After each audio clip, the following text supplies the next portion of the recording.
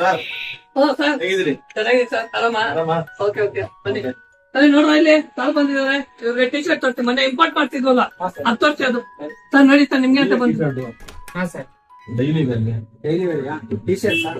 ಇಲ್ಲೆಲ್ಲ ನೋಡಿ ಸರ್, ಯಾವ ಕಲರ್ ಬೇಕು ಸೆಲೆಕ್ಟ್ ಮಾಡ್ಕೊಳ್ಳಿ ಸರ್. ಇದು ಡೌನ್ ಶೋಲ್ಡರ್ ಟಿ ಶರ್ಟ್ ಇದೆ. ಫಿಟ್ಟಿಂಗ್ ಎಲ್ಲ ನಿಮ್ಗೆ ಚೆನ್ನಾಗಿ ಬರುತ್ತೆ. ಬ್ಲ್ಯಾಕ್ ಕಲರ್ ಇದು ಬ್ಲ್ಯಾಕ್ ಶೇಡ್, ಇದು ಬ್ಲೂ ಶೇಡ್ ಅಂದ್ರೆ ಮೆರೂನ್ ಟೈಪ್ ಬರುತ್ತೆ. ಲೈಟ್ ಕಲರ್ಸ್ ಅಲ್ಲಿ ಇಲ್ವಾ? ಲೈಟ್ ಕಲರ್ ಎಲ್ಲ ಅಷ್ಟೇ ಇರೋದು. ಲಾಸ್ಟ್ ಇದು ಒಂದು ಉಳಿದಿದೆ. ರೆಡ್ ಕಲರಾ? ಓಕೆ ಓಕೆ, ರೆಡ್ ಕಲರ್ ನೋಡಿ, ರೆಡ್ ಹಾಕಿ ಮ್ಯಾಚಿಂಗ್ ಆಗುತ್ತೆ ಇದು. ಚೆನ್ನಾಗಿರುತ್ತೆ ಇದು. ಹಾ ಚೆನ್ನಾಗಿರುತ್ತೆ. ಸೈಜ್ ಎಲ್ಲ ಸೈಜು ಇದು 40 ಬರುತ್ತೆ. ಎಲ್ ಸೈಜ್ 40 ಬರುತ್ತೆ. ನಮ್ಗೆ ಆಗುತ್ತಲ್ಲ? ಆಗುತ್ತೆ. ಡ್ರೆಸ್ಸಿಂಗ್ ರೂಮ್ ಇದೆ, ಡ್ರೆಸ್ಸಿಂಗ್ ಬೇಕಾದ್ರೆ ಮಾಡ್ತೀವಿ. ಟ್ರಯಲ್ ಮಾಡಿ ನೋಡಿ ಸರ್. ಸರಿ ಸರ್. ಸರ್ ನಮಸ್ತೆ. ಎದ್ದೋಳ್ರು ಕಸ್ಟಮರ್ ಬಂದ್ರು ನೋಡ್ರು. ಹೋಗಿ ಬನ್ನಿ ಸರ್. ಏನೋ ಮಾತಾಡ್ಬೇಕು. ಇಲ್ಲ ಇಲ್ಲ, ಒಳ್ಳೆ ಕ್ವಾಲಿಟಿನೇ ಇದೆ ತಗೊಳ್ಳಿ. ಸರ್ ಗೊತ್ತೇ ಅಲ್ಲ, ಕೆಲಸ ಇದೆ ಸರ್. ನೋಡಿ ಸರ್, ಬೆಳಗ್ಗೆಯಿಂದ ನೋಡಪ್ಪ, ಈಗಲೇ ಇಬ್ಬರಿದ್ದಾರೆ, ಅವ್ರಿಗೆ ಏನು ಕೆಲಸ ಇಲ್ಲ. ಕೆಲಸ ತರ ಕೂತ್ಕೊಂಡವ್ರೆ. ಇವರೇ ದಾಂಡ್ ಪೆಂಡ್ ತರ ಕೂತ್ಕೊಂಡ್ರೆ ನಮ್ಗೆ ಹೇಳ್ತಾರೆ, ನೀವು ಬಂದು ಕೆಲಸ ಮಾಡಿದ್ರೆ ಗೊತ್ತಾಗುತ್ತೆ. ಮಚ್ಚು ಮಗ ನಮ್ಮ ಕೆಲಸ ನಾವು ಮಾಡೋಣ. ಏನ್ರ ಅದು? ಏನಿಲ್ಲ ಸರ್, ದಿನಾಗ್ಲೂ 100 ಜನ ಹಿಂಗೆ ಬರ್ತಾರೆ. ಎಲ್ಲರೂ ಕೆಲಸ ಇಲ್ಲ ಕೊಡಕ್ಕಾಗಲ್ಲ. ಸರ್, ಬೇರೆ ಏನ್ ಕೆಲಸ ಹೇಳೋದು ನಮ್ಮ ಮಾಡಿ. ಕೆಲಸನೇ ಇಲ್ಲಪ್ಪ, ಇರೋರ್ಗೆ ಕೆಲಸ ಇಲ್ಲ ಇಲ್ಲಿ. ಹೋಗಪ್ಪ. ಸರ್ ನೋಡಿ ಸರ್, ಫುಲ್ ಶಿಸ್ತಾಗ್ಬಿಟ್ಟಿದ್ದಾರೆ ಎಲ್ಲ. ಅಲ್ಲಿ ಇಲ್ಲಪ್ಪ, ಕೆಲಸನೇ ಇಲ್ಲ.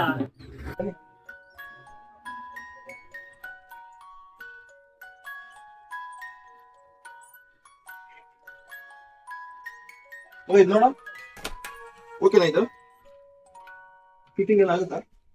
ಪರ್ಫೆಕ್ಟ್ ಆಗಿದೆ. ಹೌದಾ? ನೆಟ್ಟಿಂಗ್ ಕರೆಕ್ಟ್ ಇದೆ ಬಿಡಿ. ತುಂಡ ಏನು ಆಗುತ್ತಾ? ಇಲ್ಲ ಸರ್, ಪರ್ಫೆಕ್ಟ್ ಇದೆ ಬಿಡಿ. ಜೀನ್ಸ್ ಕೊಡಿದಕ್ಕೆ ಮ್ಯಾಚ್ ಆಗುತ್ತಾ? ಜೀನ್ಸ್ ಈ ಕಡೆ ಬರುತ್ತೆ. ಚೆನ್ನಾಗಿದೆ.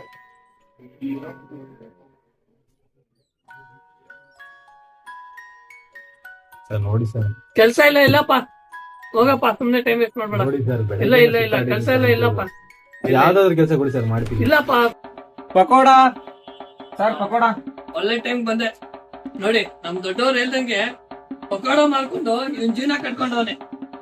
ನಿಮ್ ದೊಡ್ಡವ್ರು ಹೇಳ್ದಂಗೆ ನಾನು ಡಬಲ್ ಡಿಗ್ರಿ ಮಾಡ್ಕೊಂಡು ಮಾಡ್ತಾ ಇದ್ದೀನಿ ಪಕೋಡನ. ಕಾರ್ಗೋ ಪ್ಯಾಂಟ್ 4 ಪ್ಯಾಕೆಟ್ ಬರುತ್ತೆ. ಪ್ಯಾಕೆಟ್ ಇರುತ್ತೆ ಸರ್ ನೋಡಿ ಸರ್, ಕೆಲಸ ಒಂಚೂರು. ಇಲ್ಲಪ್ಪ, ಕೆಲಸ ಇಲ್ಲ. ಇಲ್ಲ ಸರ್ ನೋಡಿ ಸರ್, ಒಂದು ವಾರದಿಂದ ಕೆಲಸ ಇಲ್ಲ ಸರ್. ಇಲ್ಲಪ್ಪ, ಎಕ್ಸಚ್ ಹೇಳೋದು ಕೆಲಸ ಇಲ್ಲ. ಇಲ್ಲ ಏನ್ ಓದಿದ್ಯೋ ಸರ್? ITI ಮಾಡಿದೀನಿ ಸರ್. ಐಟೆ ಮಾಡಿದ್ಯಾ? ಅವಾಗ ಸರ್ ನಿಮ್ ಕಂಪ್ನಿ, ನಿಮ್ ಫ್ಯಾಕ್ಟ್ರಿ ಯಾವ್ದಾದ್ರು ಇದೆ ನೋಡಿ ಸರ್. ಪ್ಯಾಕ್ ಮಾಡು. ಸರಿ ಸರ್. ಏನು ಮಗ, ಏನು ಎಷ್ಟು ವರ್ಷ ಆಯ್ತು ITI ಮಾಡಿದೀನು? 3 ವರ್ಷ ಆಯ್ತಣ್ಣ. 3 ವರ್ಷದಿಂದ ಏನ್ ಮಾಡ್ತಿದ್ದೆ? 3 ವರ್ಷದಿಂದ ನೀಮ್ ಸ್ಕೀಮ್ ಅಂತ ಕೆಲಸ ಮಾಡಿದ್ದೆ ಅಣ್ಣ. ಆಮೇಲೆ 3 ವರ್ಷ ಆಯ್ತು ಕೆಲಸ ಇಲ್ಲ. ಇವಾಗ ಅಲ್ಲೇ ಮತ್ತೆ ಸೇರಿಸ್ಕೋಬೇಕಾಯ್ತು. ಇಲ್ಲ ಅಣ್ಣ, ತಿರ್ಗಿ ಇನ್ನೊಂದು ಸ್ಕೀಮ್ ಅಂತ ಹೇಳ್ತಿದ್ದಾರೆ. ಅದು 2 ವರ್ಷ ಆದ್ಮೇಲೆ ಎಲ್ಲೋ ಇದ್ದಾರೆ. ಇವಾಗ ಎಲ್ಲಾ ಕಡೆನೂ ಹಂಗೆ ಆಗಿರೋದು. ಇವಾಗ ನೀಮೋ ನ್ಯಾಪ್ಸೋ ಅಂತ ಅಂದ್ಬಿಟ್ಟು ಸ್ಕೀಮ್ಗಳಲ್ಲಿ ಕೆಲಸಕ್ಕೆ ತಗೊಂತಾರೆ.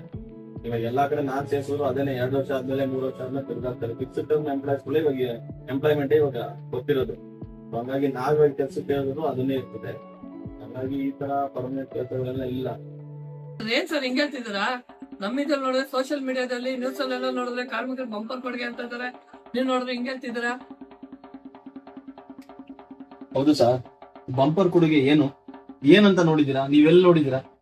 ಸೋಷಿಯಲ್ ಮೀಡಿಯಾದಲ್ಲಿ ನೋಡಿದೀರಾ ಅಲ್ವಾ? ಹೌದು ಸೋಷಿಯಲ್ ಮೀಡಿಯಾ ಬಿಟ್ಟು ಆಚೆ ಬನ್ನಿ.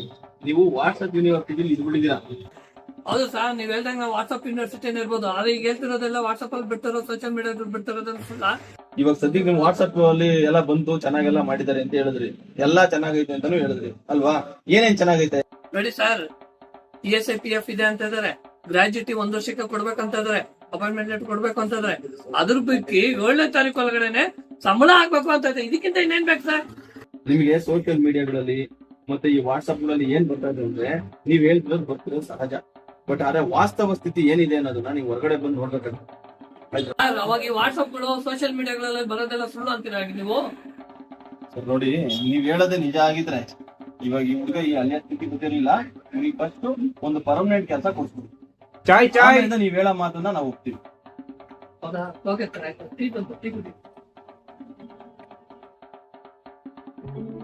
ಇಲ್ಲಿ ಕೊಡಪ್ಪ, ಐತೆ. ನಿಮ್ದು ಜಮೀನ್ ಗಿಮೀನ್ ಏನಿಲ್ವಾ? ಜಮೀನ್ ಇತ್ತಣ, 1 ಎಕರೆ ಇತ್ತು. ಅದನ್ನ ಅಕ್ವಿಸಿಷನ್ ಮಾಡಿ ಕೆಲಸ ಕೊಡ್ತೀನಿ ಅಂತಾನು ಹೇಳಿದ್ರು. ಕೆಲಸ ಕೊಟ್ರು. 3 ವರ್ಷ ನೀವ್ ಅಂತ ಹೇಳ್ಬಿಟ್ಟು ಬಿಲ್ಡ್ ಆಗ್ತಿದ್ರು. ಈಗ ಜಮೀನು ಇಲ್ಲ, ಕೆಲಸ ಇಲ್ಲ. ಸರ್, ಟೀ ತಗೊಳ್ಳಿ. ಚೆನ್ನಾಗಿ ಕೂತ್ಕೊಳ್ಳಿ.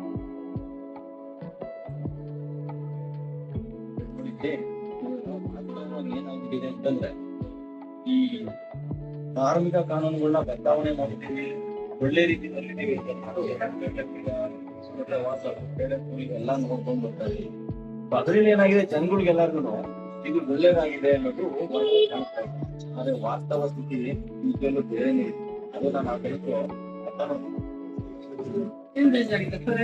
ಎಲ್ಲ ಒಳ್ಳೇದಾಗಿದೆ ಅಂತ ಯಾಕೆ? ಅವಾಗ ಹೇಳಿದ್ರಿ, ಏನ್ ಹೇಳಿದ್ರಿ? ಎಲ್ರಿಗೂ 7ನೇ ತಾರೀಕು ಸಂಬಳ ಅಲ್ವಾ? ಹೇಗೆ ಇದ್ದಿದ್ದು ಸಂಬಳ ಕೊಡ್ತಾನೆ ಕಾರ್ಮಿಕ ದುಡಿದಿದ್ದ ಯಾರನ್ನ ಸಂಬಳ ಕೊಡಿ ಅಂತ ಜೀವನ ಮಾಡಕ್ಕಾಗ್ತದ? ಸರ್, ಈಗ ESI PF ಪರ್ಮನೆಂಟ್ ಕೆಲಸ ಎಲ್ಲ ಕೊಡ್ಬೇಕು ಅಂತ ಹೇಳ್ತಿಲ್ಲ ಸರ್, ಆಗ್ತಿಲ್ಲ ಸರ್. ಇವಾಗ ESI PF ಇರೋ ಪರ್ಮನೆಂಟ್ ಕೆಲಸ ಯಾರು ಕೊಟ್ಟಿದ್ದಾರೆ? ಇತ್ತೀಚಿನ ವರ್ಷಗಳಲ್ಲಿ ಯಾವ ಕಂಪ್ನಿನಲ್ಲಿ ESI PF ಇರೋ ಅಂತ ಪರ್ಮನೆಂಟ್ ಕೆಲಸನ ಕೊಟ್ಬಿಟ್ಟವ್ರೆ ಅಂತ ಹೇಳಿ. ಇನ್ ಮುಂದಕ್ಕೂ ಹಂಗಾರೆ ಎಲ್ಲಾರ್ಗು ಅದನ್ನೇ ಕೊಡ್ತಾರ? ರೇ, ಇವಾಗ ಏನ್ ಬಂದಿದೆ ಗೊತ್ತಾ? ಫಿಕ್ಸೆಡ್ ಟರ್ಮ್ ಎಂಪ್ಲಾಯ್ಮೆಂಟ್ ಬಂದಿದೆ. ಇವಾಗ ಹುಡುಗನ ಹೇಳಿಲ್ವಾ, ನಾನು ಯಾವ್ದೋ ಕಾಂಟ್ರಾಕ್ಟ್ ಸ್ಕೀಮ್ ವರ್ಕ್ ಅಲ್ಲಿ ಇದ್ದೆ ಅಂತ ಅಂದ್ಬಿಟ್ಟು. ಈ ತರ 3 ವರ್ಷಕ್ಕೆ ಸ್ಕೀಮ್ಗಳನ್ನ ಚೇಂಜ್ ಮಾಡ್ಕೊಂಡು ಹೋಗ್ತಾವ್ರೆ. ಹಂಗಿರ್ಬೇಕಾದ್ರೆ ESI PF ಇರೋ ಅಂತ ಪರ್ಮನೆಂಟ್ ಕೆಲಸ ಅದೆಲ್ಲ ಭ್ರಮೆ. ಆ ಭ್ರಮೆಯಿಂದ ಸ್ವಲ್ಪ ಹೊರಗಡೆ ಬರ್ರಿ ಸರ್. ಇವಾಗ ಏನಾಗಿದೆ ಅಂತಂದ್ರೆ, ಮುಂಚೆ ಹೆಂಗಿತ್ತು ಅಂದ್ರೆ, ಈ 44 ಬಲಿಷ್ಠವಾದ ಕಾನೂನುಗಳಿದ್ವು. ಆ 44ರಲ್ಲಿ 29 ಕಾನೂನುಗಳು ಏನಿದ್ವಲ್ಲ, ಆ ಕಾನೂನುಗಳನ್ನ 4 ಸಂಹಿತೆಗಳನ್ನಾಗಿ ಮಾಡಿದ್ರು. ಆ 4 ಸಂಹಿತೆಗಳನ್ನಾಗಿ ಮಾಡಿ ಈ ಕಾರ್ಮಿಕರನ್ನ ಆಧುನಿಕವಾದಂತ ಗುಲಾಮಗಿರ ಸ್ಥಿತಿಗೆ ತಳ್ಳುವಂತ ಒಂದು ಕೆಲಸನ, ವ್ಯವಸ್ಥಿತವಾದಂತ ಒಂದು ಕೆಲಸನ ಕೇಂದ್ರ ಮತ್ತು ರಾಜ್ಯ ಸರ್ಕಾರಗಳು ಮಾಡೋದು ಕೊಟ್ಟಿದ್ದಾವೆ. ಅದ್ರ ಭಾಗವಾಗಿನೇ ಈಗಿನ ಯುವಕರಿಗೆ ಒಂದು ಪರ್ಮನೆಂಟ್ ಆದಂತ ಕೆಲಸಗಳು ಸಿಗ್ತಾ ಇಲ್ಲ. ಅವ್ರು ಎಲ್ಲೋದ್ರು ಕೂಡ ಈ ಸ್ಕೀಮ್ ಅಲ್ಲಿ ಕೆಲಸ ಮಾಡು, ಫಿಕ್ಸೆಡ್ ಟರ್ಮ್ ಅಲ್ಲಿ ಕೆಲಸ ಮಾಡು ಅನ್ನೋಂತ ಒಂದು ಕೆಲಸ ಬಂದಿದೆ. ಇವ್ ನೋಡಿ, ಆ ಹುಡುಗ ಏನೋ ಒಂದ್ ಎಕರೆನ ಏನೋ ಜಮೀನ್ ಮಡಿಕೊಂಡಿದೀನಿ ಅಂತ ಹೇಳ್ದ. ಅವನ್ನ ಆ ಜಮೀನಲ್ಲಿ ಉಳುಮೆ ಮಾಡ್ಕೊಂಡು ಜೀವನ ಮಾಡಕ್ಕೂ ಬಿಟ್ರ? ಇಲ್ಲ, ನಾವ್ನೇನೋ ಕೆಲ್ಸಗಳೆಲ್ಲ ಉದ್ಯೋಗ ಸೃಷ್ಟಿ ಮಾಡ್ತೀವಿ ಅಂತ ಅವ್ನ ಹತ್ರ ಭೂಮಿ ಕಿತ್ಕೊಂಡ್ರು. ಆ ಭೂಮಿ ಕಿತ್ಕೊಂಡು ಅವನಿಗೆ ಕೆಲಸ ಕೊಡ್ತೀನಿ ಅಂತ ಭರವಸೆನೂ ಕೊಟ್ಟಿದ್ರು. ಕೆಲಸ ಕೊಟ್ಟವ್ರೆ. ಯಾವ್ದು ಕೊಟ್ಟವ್ರೆ? ಸ್ಕೀಮ್ ಅಲ್ಲಿ ಕೆಲಸ ಕೊಟ್ಟವ್ರೆ. 3 ವರ್ಷ ಕೆಲಸ ಕೊಟ್ರು, ಇವಾಗ ಕಿತ್ತಾಕಿರು. ಅವ ನೋಡಿ ಇಲ್ಲಿ ಹುಡಿಕೊಂಬಂದಾನೆ. ಅವನು ಬೇರೆ ಕಡೆ ಕೆಲ್ಸಕ್ಕೆ ಹೋಗ್ಬೋದು, ಕೆಲ್ಸನೂ ಸಿಗ್ತದೆ, ಸಿಗಲ್ಲ ಅಂತ ಹೇಳ್ತಾ ಇಲ್ಲ. ಮತ್ತೆ ಸೇಮ್ ಇನ್ನೊಂದ್ ತರದ್ದು ಸ್ಕೀಮ್ ಅಲ್ಲೇ ಕೆಲಸ ಸಿಗ್ತದೆ. ಮತ್ತೆ 3 ವರ್ಷ ಕೆಲಸ ಮಾಡ್ತಾನೆ, ಮತ್ತೆ ಇನ್ನೊಂದ್ 2 ವರ್ಷ ಕೆಲಸ ಮಾಡ್ತಾನೆ, 3 ವರ್ಷ ಹಿಂಗೆ ಹೋಗ್ತಾ ಇರುತ್ತೆ. ಅವ್ನ ಏಜ್ ಕಳಿತಾ ಅವನಿಗೆ ಪರ್ಮನೆಂಟ್ ಅನ್ನೋ ಕೆಲಸ ಯಾರು ಕೊಡ್ತಾರೆ? ಅವರು ಸರ್ಟಿಫಿಕೇಟ್ ಕೊಟ್ಬಿಟ್ಟು ಕಳಿಸ್ತೀವಿ ಅಂತ ಹೇಳ್ತಾವ್ರೆ. ಆ ಸರ್ಟಿಫಿಕೇಟ್ ತಾಂಡ್ ಏನ್ ಮಾಡ್ಬೇಕು? ಯಾವ ಕಂಪ್ನಿಗೆ ತಗೊಂಡೋಗ್ಬಿಟ್ಟು ನಾನು ಸರ್ಟಿಫಿಕೇಟ್ ಅಲ್ಲಿ ನಾನು ಈ ತರ ಮಾಡಿದೀನಿ, ನನಗೆ ಪರ್ಮನೆಂಟ್ ಕೆಲಸ ಕೊಡಿ ಅಂತ ಹೇಳ್ತಾರೆ. ಯಾರು ಕೊಡಲ್ಲ, ಅದಕ್ಕೆ ಬೆಲೆನೇ ಇಲ್ಲ. ಈ ಮಾಲೀಕರು ಒಂದು ಸರ್ಕಾರದ ಮೇಲೆ ಒತ್ತಡ ಹೇರಿ ಬಂಡವಾಳಗಾರರ ಪರವಾದಂತ ಒಂದು ಕಾನೂನುಗಳನ್ನ ಜಾರಿಗೆ ಮಾಡ್ಕೊಂಡ್ಬಿಟ್ರು. ಹಂಗಾಗಿ ನಮ್ಮ ಯುವಕರ ಸ್ಥಿತಿ ಹಿಂಗಾಗೋಗ್ಬಿಟ್ಟಿದೆ. ರೈತರು ಈ ದೇಶದ ಬೆನ್ನೆಲುಬು ಅಂತ ಹೇಳಿ ಅವ್ರಿಗೆ ಹೇಳಿನೇ ಬೆನ್ನುಮೂಳೆನ ಮುರಾಕ್ಬಿಟ್ರು. ಇರ ಬರ ತುಂಡು ಭೂಮಿನೆಲ್ಲ ಕಿತ್ಕೊಂಡು ಆಯ್ತಾ. ಇವಾಗ ನೋಡಿ, ಈಗ ಕಾರ್ಮಿಕ ಅವನೇನೋ ಕೆಲಸ ಜಮೀನೆಲ್ಲ ಹೋಯ್ತು ಅಂತ ಹೇಳಿ ಕಾರ್ಖಾನೆಗೆ ಹೋಗೋಣ ಅಂತ ಕೆಲ್ಸಕ್ಕೆ ಬರ್ತಾ ಇದ್ರೆ, ಇವಾಗ ಅವನ್ಗೆ ಇದ್ದಿದ್ದಂತ ಅಲ್ಪ ಸ್ವಲ್ಪ ಏನು ರಕ್ಷಣೆ ಇತ್ತಲ್ಲ, ಆ ರಕ್ಷಣೆಯಿಂದನೂ ಕೂಡ ಆಚೆಗೆ ಹಾಕೋರು. ಅವನಿಗೆ ಪರ್ಮನೆಂಟ್ ಕೆಲಸನೂ ಇಲ್ಲ, ಒಂದು ಉದ್ಯೋಗದ ಭದ್ರತೆನೂ ಇಲ್ಲ. ಏನೋ ಮನೆಗಳಲ್ಲಿ ಹುಷಾರಿಲ್ಲ ಅಂದ್ರೆ, ಮುಂಚೆ ESI ಎಲ್ಲ ಇತ್ತಲ್ಲ, ಹಾಸ್ಪಿಟಲ್ ಅಪ್ಪ ಅಮ್ಮಂಗೆ ಹುಷಾರಿಲ್ಲ ಅಂದ್ರೆ ಅವ್ರ ಮಕ್ಳಿಗೆ ಅವ್ರ ಹೆಂಡತಿಗೆ ಹುಷಾರಿಲ್ಲ ಅಂದ್ರೆ ಹೋಗಿ ತೋರ್ಸ್ಕೊಂತಿದ್ದ. ಈಗ ಅದೂ ಇಲ್ಲ. ಸೊ ಇವಾಗ ಏನಾಗೋಗಿದೆ ಅಂತಂದ್ರೆ, ಅವ್ರಿಗೇನೋ ಒಂದು ಸಮಸ್ಯೆ ಅಂತ ಬಂದ್ರೆ ಅವನಿಗೆ ಕೊಡೋ 10-12 ಸಾವಿರ ರೂಪಾಯಿ ಸಂಬಳದಲ್ಲಿ ತಗೊಂಡೋಗಿ ಎಲ್ಲ ಹಾಸ್ಪಿಟಲ್ಗಳಿಗೆ, ಪ್ರೈವೇಟ್ ಹಾಸ್ಪಿಟಲ್ಗಳಿಗೆ ಇರ್ಬೇಕು. ಇವಾಗ ಹೆಂಗಾಗಿದೆ ಅಂದ್ರೆ, ಒಂದು ಮಕ್ಕಳನ್ನ ಸ್ಕೂಲ್ ಓದಿಸ್ತೀವಿ ಅಂತಾರೆ, ಲಕ್ಷಾಂತರ ರೂಪಾಯಿ ಡೊನೇಷನ್ ಫೀಸ್ಗಳು. ಅವನು ಯಾವ್ದ್ರಲ್ಲಿ ಹೋಗಿ ಕಟ್ತಾನೆ, ಎಲ್ಲೋ ಕಟ್ತಾನೆ. ನಾವ್ ಹೇಳ್ತೀವಿ ಅಷ್ಟೇನೆ, ಆದ್ರೆ ವಾಸ್ತವ ಸ್ಥಿತಿ ಬೇರೆ ಇದೆ. ನಿಮ್ಗೆ ಅಂದ್ರೆ ಒಂದ್ ಒಳ್ಳೆ ಅಂಗಡಿ ಹಾಕೊಂಡಿದೀರಾ, ಬರ್ತಾರೆ. ನಿಮಗೆ ಇತ್ತೀಚೆಗೆ ವ್ಯಾಪಾರನೂ ಕರೆಕ್ಟ್ ಆಗಿ ಆಗ್ತಾ ಇದೆಯಾ? ಕಮ್ಮಿ ಆಗಿಲ್ವಾ? ಯಾಕಾಗಿದೆ ಯೋಚನೆ ಮಾಡ್ರಿ. ಆ ಯೋಚನೆ ಮಾಡಿದ್ರೆ ನಿಮ್ಗೆ ಅರ್ಥ ಆಗುತ್ತೆ. ಕಾರ್ಖಾನೆಗಳಲ್ಲಿ ಸಂಬಳ ಕಮ್ಮಿ ಆಗಿದೆ ಕೊಡೋದು. ಸಂಬಳ ಕಮ್ಮಿ ಆಯ್ತು ಅಂದ್ರೆ ಹೊರಗಡೆ ಖರ್ಚು ಮಾಡೋದು ದುಡ್ಡು ಕಮ್ಮಿ ಆಗುತ್ತೆ.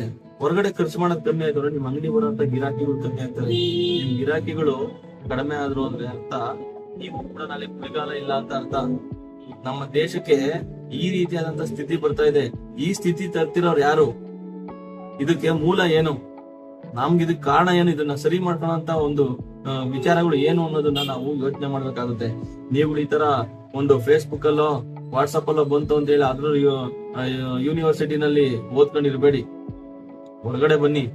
ಜಗತ್ತಲ್ಲಿರತಕ್ಕಂತ ನಡೀತಿರೋದು ಬೇರೆನೆ ಇದೆ. ವಾಸ್ತವ ಸ್ಥಿತಿನ ಅರ್ಥ ಮಾಡ್ಕೊಳ್ಳಿ. ಸರ್, ಈಗ ನೀವ್ ಹೇಳಿದ್ದೆಲ್ಲ ಸರಿ, ಇದಕ್ಕೆ ಪರಿಹಾರ ಏನು? ನೋಡಿ, ಯಾರು ಕಾರ್ಮಿಕರ ಪರವಾಗಿರ್ತಕ್ಕಂಥದ್ದು ಅಥವಾ ರೈತರ ಪರವಾಗಿರ್ತಕ್ಕಂಥ ಒಂದು ಕೆಲಸಗಳನ್ನ ಮಾಡ್ತಾರೋ ಅಂತ ರಾಜಕೀಯ ವ್ಯವಸ್ಥೆಗೆ ನಾವು ಸಪೋರ್ಟ್ ಮಾಡ್ಬೇಕು. ಅದನ್ನ ಸಪೋರ್ಟ್ ಮಾಡಿದಾಗ ನಾವು ಏನಾದ್ರು ಒಂದು ದೇಶ ಉದ್ಧಾರ ಆಗಕ್ಕಾಗಲಿ ಅಥವಾ ನಮ್ಮ ಮನೆಗಳು ಉದ್ಧಾರ ಆಗಕ್ಕಾಗಲಿ ಸಾಧ್ಯ ಆಗ್ತದೆ. ಇಲ್ಲ ಅಂದ್ರೆ ಸಾಧ್ಯ ಇಲ್ಲ. ಇವಾಗ ಕೇಂದ್ರದಲ್ಲಿರ್ತಕ್ಕಂಥ ಸರ್ಕಾರ ಆಗಿರ್ಬೋದು, ರಾಜ್ಯದಲ್ಲಿರ್ತಕ್ಕಂಥ ಸರ್ಕಾರ ಆಗಿರ್ಬೋದು, ಯಾವ ಕೂಡ ಕಾರ್ಮಿಕರು, ರೈತರು, ಬಡವರು, ದಲಿತರು ಅವ್ರ ಪರ ನಿಲ್ತಾ ಇಲ್ಲ. ಅವರೆಲ್ಲ ಅವ್ರದೇ ಆದಂತ ಒಂದು ರೀತಿಲಿ ಹೋಗ್ತಾರೆ. ಯಾಕೆ ಅಂದ್ರೆ ಎಲ್ಲಾ ರಾಜಕೀಯದವರು ಕೂಡ ಬಂಡವಾಳಗಾರರೇ. ಹಂಗಾಗಿ ಅವರು ಬಂಡವಾಳಗಾರರು ಕೆಲಸ ಮಾಡ್ತಾವ್ರೆ. ನಾವು ಪ್ರಜಾಪ್ರಭುತ್ವದಲ್ಲಿ ಇದೀವಿ ಅಂತ ಹೇಳ್ಕೊಂತ ಇದೀವಿ, ಆದ್ರೆ ನಾವು ಪ್ರಜಾಪ್ರಭುತ್ವದಲ್ಲಿ ಇದೀವ ಅಂತ ನಾವು ನಿಜವಾಗ್ಲೂ ನೋಡ್ಬೇಕಾಗ್ತದೆ. ಪ್ರಜೆಗಳು ಪ್ರಜೆಗಳಿಗಾಗಿ, ಪ್ರಜೆಗಳಿಗೋಸ್ಕರ, ಪ್ರಜೆಗಳೇ ಮಾಡಿರ್ತಕ್ಕಂಥ ಸರ್ಕಾರ ಅಂತ ನಾವು ಹೇಳ್ಕೊಂತೀವಿ. ಆದ್ರೆ ವಾಸ್ತವ ಮಾಲೀಕರು ಮಾಲೀಕರಿಗಾಗಿ, ಮಾಲೀಕರಿಗೋಸ್ಕರ, ಅಥವಾ ರಾಜಕೀಯದವರು ರಾಜಕೀಯದವ್ರಿಗಾಗಿ, ರಾಜಕೀಯದವ್ರಿಗೋಸ್ಕರನೇ ಇರ್ತಕ್ಕಂಥ ಸರ್ಕಾರ ಹೋಗಿದೆ. ಇವಾಗ ಗುಲಾಮಗಿರಿ ಸ್ಥಿತಿನಲ್ಲಿ ನಮ್ ಕಾರ್ಮಿಕ ವರ್ಗ ಇದೆ. ಸೊ ಹಂಗಾಗಿ ನಾವೆಲ್ಲ ಒಂದು ಪರ್ಯಾಯ ರಾಜಕೀಯದ ವ್ಯವಸ್ಥೆನ ನಾವು ನೋಡ್ಬೇಕಾಗ್ತದೆ. ಕಾರ್ಮಿಕ ವರ್ಗ ಮತ್ತೆ ರೈತಾಪಿ ವರ್ಗ ಜೊತೆಯಲ್ಲಿ ಸೇರ್ದಾಗ್ಲೇನೆ ನಾವ್ ಇದೊಂದು ಸಾಧಿಸಕ್ಕಾಗುತ್ತೆ. ನಾವು ಅದನ್ನ ರೈತ ಮತ್ತು ಕಾರ್ಮಿಕರು ಒಟ್ಟಾಗ್ದಲೇ ಇದ್ರೆ ಮುಂದಿನ ದಿನಗಳಲ್ಲಿ ನಮ್ಗಳ ಸ್ಥಿತಿ ಚಿಂತಾಜನಕವಾಗಿರ್ತದೆ ಸರ್. ಹಂಗಾಗಿ ನೀವೆಲ್ಲ ಅರ್ಥ ಮಾಡ್ಕೊಬೇಕಾಗುತ್ತೆ. ಮೊಬೈಲ್ ಅಲ್ಲಿ ಬರೋದು, ಈ ಟಿವಿನಲ್ಲಿ ಬರೋದು ವಾಸ್ತವ ಅಲ್ಲ. ಏನ್ ನಡೀತಾ ಇದೆ ಅನ್ನೋದನ್ನ ಸ್ವಲ್ಪ ಒಂದು ಹೊರಗಡೆ ಕಂಡ್ಬಿಟ್ಟು ನೋಡಿದಾಗ ಇವೆಲ್ಲ ಅರ್ಥ ಆಗುತ್ತೆ ಸರ್. ಇದನ್ನೆಲ್ಲ ಹೇಳ್ತಾ ಹೋದ್ರೆ ಒಂದ್ ದಿವಸ ಸಾಲಲ್ಲ. ಆ ತರ ಇದೆ ವ್ಯವಸ್ಥೆ. ಏನು ಮಾಡಕ್ಕಾಗಲ್ಲ, ಇದು ಹಿಂಗೆ ಇರ್ತದೆ. ನಮ್ ಜನ ಬುದ್ಧಿ ಕಲಿಬೇಕು. ನಾವು ಒಂದು ಸಮಯ ಬಂದಾಗ ನಾವು ರಾಜಕಾರಣಿಗಳಿಗೆ ನಮ್ಗೆ ಯಾರು ಬೇಕು ಅನ್ನೋರ್ನ ತಗೊಳ್ಳೋ ಅಂತ ಒಂದು ಕೆಪಾಸಿಟಿ ನಮ್ಮಲ್ಲಿ ಇರ್ಬೇಕು. ಇಲ್ಲ ಅಂತಂದ್ರೆ ಈ ವ್ಯವಸ್ಥೆ ಯಾವತ್ತು ಹಿಂಗೆ ಇರುತ್ತೆ. ಬಂಡವಾಳಗಾರರು ನಮ್ಮ ಮೇಲೆ ಮಾಡ್ತಾನೆ ಇರ್ತಾರೆ, ದಬ್ಬಾಳಿಕೆಗಳನ್ನ ಮಾಡ್ತಾನೆ ಇರ್ತಾರೆ. ನಾವು ದಬ್ಬಾಳಿಕೆ ಮಾಡಿಸ್ಕೊತಾನೆ ಇರ್ತೀವಿ. ಏನು ಮಾಡಕ್ಕಾಗಲ್ಲ ಇದಕ್ಕೆಲ್ಲ. ಅಂತ ಹುಡುಗರುಗಳು ಬರ್ತಾರೆ, ಕೆಲಸ ಕೇಳ್ಕೊಂಡ್ ಬರ್ತಾರೆ. ಇಲ್ಲ ಅಂತೀರಾ, ಅವ್ನ್ ಮತ್ತೆ ಹೋಗಿ ಅದೇ ಕೆಲ್ಸಕ್ಕೆ ಇನ್ನೆಲ್ಲೂ ಸಿಗಲ್ಲ, ಅವ್ನು ಸೇರ್ಕಂತಾನೆ. ಜೀವನ ಅಲ್ವಾ ಸರ್, ಸೇರ್ಕಂತಾನೆ. ಅದೇ ಸ್ಥಿತಿ, ಏನು ಮಾಡಕ್ಕಾಗಲ್ಲ. ಆಯ್ತು ನಾವು ಸರ್ ಆಗಿದೆ.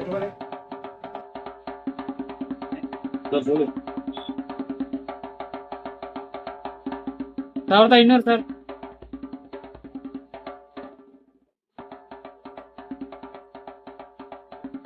ಓಕೆ ಸರ್, ಆಯ್ತು.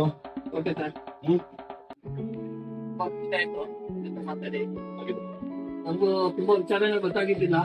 ತಪ್ಪು ಇದರಿಂದ ಎಲ್ಲ ನಾನು ಏನೋ ಅನ್ಕೊಂಡಿದ್ದೆ. ಬಟ್ ನೀವ್ ಹೇಳದ್ಮೇಲೆ ನಿಜಾಂಶ ಗೊತ್ತಾಗ್ತಿದೆ. ಹೌದು, ನಮ್ಮ ಅಂಗಡಿಗೆ ಯಾಕೆ ವ್ಯಾಪಾರ ಆಗ್ತಿಲ್ಲ. ನೀವ್ ಹೇಳಿದ್ರಿ ಈಗ ಹುಡುಗ ಬಂದದ್ದು ಅಂತ. ಹೌದು, ನಾವು ನೋಡ್ತಾ ಇದ್ದೀವಿ ಸುಮಾರು ಬಿಟ್ಟಂಗ ಇಲ್ಲಿ ವ್ಯಾಪಾರ ಆಗ್ತಿಲ್ಲ, ನಡೀತದೆ. ಹೇಳೋದು ಅಂದ್ರೆ ಮಾತ್ರ ಆಗ್ತಿದೆ. ನಾನು ಇದ್ದವ್ರದೆಲ್ಲ ಹೇಳ್ತೀನಿ ಸರ್. Thank you. ಮತ್ತೆ ವಿಚಾರ ಇದ್ರ ಬಗ್ಗೆ ತುಂಬಾ ಓಕೆ ಸರ್, ಥ್ಯಾಂಕ್ ಯು.